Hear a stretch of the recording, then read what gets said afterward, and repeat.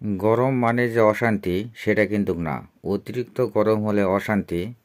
আর এমনিতে এই গরমের সময় গরম বলতে আপনার লেবুর শরবত, চিনির শরবত, গুড়ের শরবত, স্যালাইন, মুদ্রা কথা বলতে তরল জাতীয় খাবারগুলো বেশি বেশি করে খান।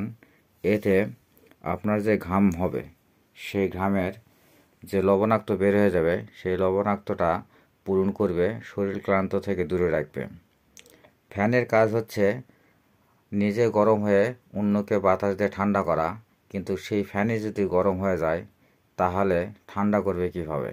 এই ফ্যানটি কয়েল গরম হয়ে এর যে প্লাস্টিকের গ্যাটিস আছে সেই গ্যাটিস এমনভাবে গলে গেছে যে ফ্যানটি চলার ক্ষমতায় হারিয়ে ফেলেছে। এই কারণে ফ্যানটি খুলে সেই গ্যাটিসটি তোলার চেষ্টা করলাম কিন্তু তুলতে পারলাম না।